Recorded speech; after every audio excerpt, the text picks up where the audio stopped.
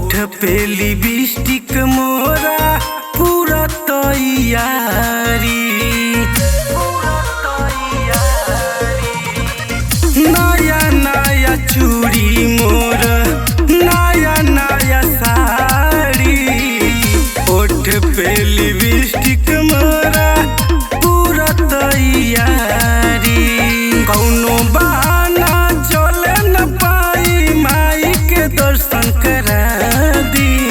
कौनो बहाना चले न पाई माई के दर्शन करा दी। तो हमके गुरही जलेबिया खिया दी जीजा जी। तो चोहली आजमगढ़ के मेलावा घुमा दियो जीजा जी।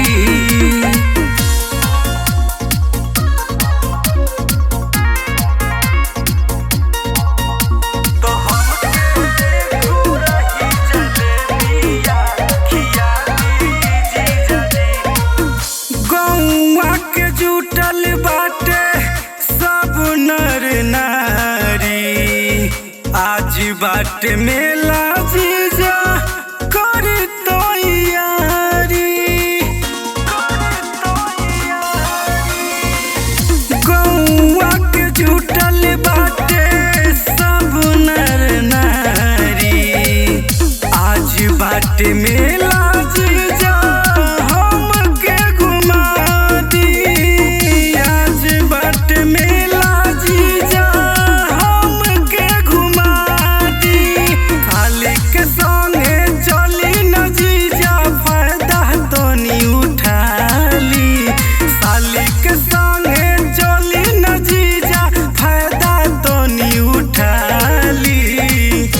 तो हमके मेहनगर मेलावा घुमा दिए जीजा जी।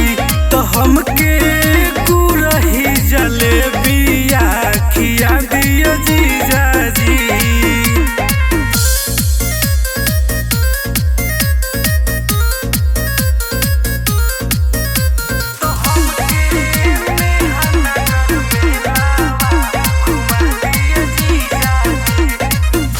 माई के पंडाल सजल सगरो भारी भारी, बाजत अशोक के भजन ठुमका लगाली।